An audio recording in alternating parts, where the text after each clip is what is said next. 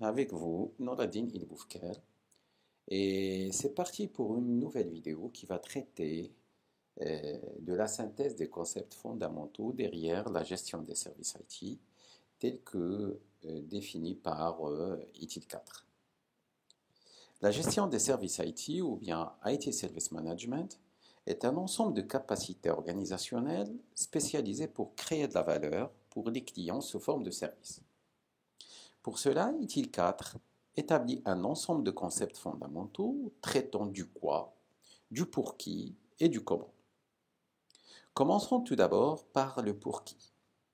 En effet, ITIL 4 définit le concept de parties prenantes, qui sont des personnes ou bien des groupes de personnes, des organisations, qui sont susceptibles d'affecter un projet, d'être affectés par celui-ci ou même de se sentir influencés par le projet ou bien le service.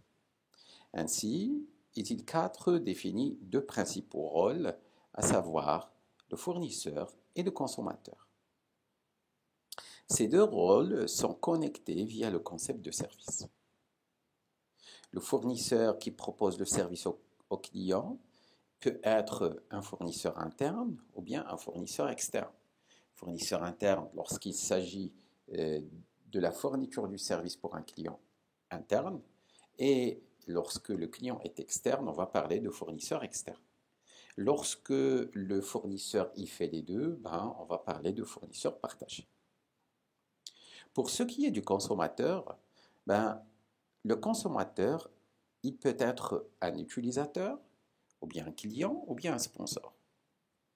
Le sponsor, c'est l'entité qui autorise le budget pour la consommation de services. Par ailleurs, le client qui peut être interne ou externe, c'est l'entité qui définit les exigences d'un service et assume la responsabilité des résultats de la consommation de ce service. Pour ce qui est de l'utilisateur, finalement, l'utilisateur, c'est l'entité qui utilise le service. En ce qui concerne le quoi, c'est-à-dire qu'est-ce qui est géré dans le cadre de l'ITSM?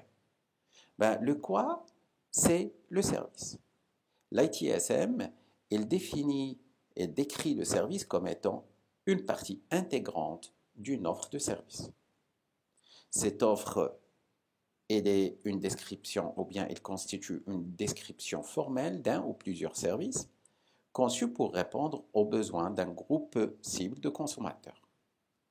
Une offre de service peut ainsi inclure des biens, elle peut aussi inclure des actions, comme elle peut inclure des accès aux ressources. De son côté, le service est un moyen de permettre la co-création de la valeur. Cette co-création de la valeur en facilitant les résultats que les clients souhaitent obtenir, sans que ces derniers aient à gérer des coûts ou bien à gérer des risques spécifiques.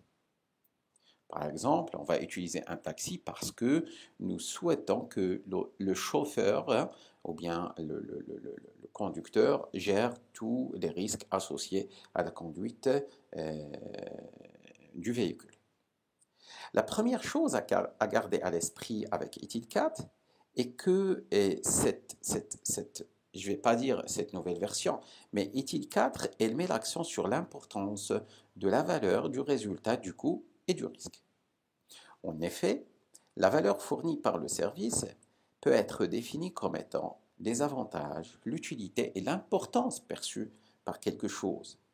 Cette valeur, elle peut être une valeur tangible ou bien intangible. De son côté, le coût est le montant d'argent dépensé pour une activité ou bien une ressource spécifique, alors que le risque est un événement possible qui pourrait causer un préjudice ou une perte, ou rendre plus difficile la réalisation d'un objectif. Le risque il peut également être défini comme étant l'incertitude du résultat et peut être utilisé dans le contexte de la mesure de la probabilité des résultats positifs ainsi que des résultats négatifs. À cet effet, chaque service, il supprime ou ajoute des coûts et des risques au client. Le service peut demander au client de ne pas déployer certaines ressources, conduisant à l'économie d'un certain nombre de coûts. En même temps, certains coûts et risques seront associés au service. La valeur d'un service est ainsi affectée par cet équilibre délicat. Donc, ce qui veut dire que acheter un service auprès d'un fournisseur de services suppose que nous avons préalablement procédé à une analyse coûts, risques et bénéfices entre ce que nous allons supporter et ce que nous allons supprimer. Par ailleurs, ITIL 4 tente de différencier le concept d'output, l'output ou bien l'extrait du service, du résultat du service. Le résultat et le livrable, c'est le résultat en général, l'output en général, c'est un livrable qui peut être tangible ou bien intangible d'une activité. Par exemple, dans une formation, le support de formation est la sortie, ça veut dire c'est l'output, tandis que le résultat peut être la réussite d'un examen de certification, par exemple. Le résultat pour une partie prenante est donc rendu possible via un ou plusieurs outputs ou bien extra. Passons maintenant à la définition de la valeur, de façon plus détaillée. En effet, depuis la version 3, ITIL scinde la valeur en deux composantes, à savoir l'utilité et la garantie. Pour ce qui est de l'utilité, celle-ci est définie comme étant la fonctionnalité offerte par un produit ou un service pour répondre à un besoin particulier. L'utilité peut être résumée comme ce que fait le service et peut être utilisée pour déterminer si un service est adapté à l'objectif ou non. Pour avoir une utilité, un service doit soutenir les performances du consommateur, soit supprimer les contraintes du consommateur. Ainsi, de nombreux services, ils font en général les deux. De son côté, la garantie est définie comme étant l'assurance qu'un produit ou un service réponde aux exigences convenues. La garantie peut être résumée comme je dirais, comment est-ce que le service fonctionne et peut être utilisée pour déterminer si un service est adapté à l'utilisation ou non. La garantie concerne souvent des niveaux de service alignés sur les besoins des consommateurs en termes de capacité, de sécurité, de continuité, par exemple. Passons maintenant au comment de la gestion de service. ITIL 4 définit le concept de produit. Et il définit le produit comme étant une configuration de ressources de l'organisation qui sont conçues pour offrir la valeur à un consommateur. Cela peut inclure des biens, il peut inclure l'accès à des ressources et aussi l'accès à des services. Ceci est rendu possible via la configuration d'un certain nombre de ressources, à savoir des ressources humaines, des ressources technologiques, de l'information, des processus et j'en passe. Un aspect nouveau dans ITIL 4 est celui de la co-création de la valeur.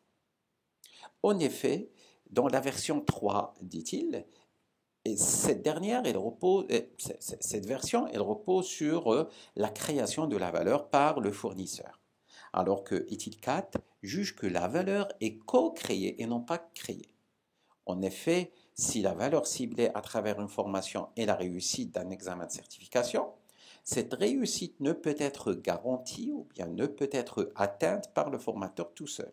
Elle suppose qu'il y ait une collaboration établie entre le fournisseur et le consommateur dans l'objectif de co-créer la dite valeur. La valeur est alors co-créée grâce à une collaboration active entre le fournisseur et les consommateurs, ainsi que d'autres organisations qui font partie des relations de service pertinentes.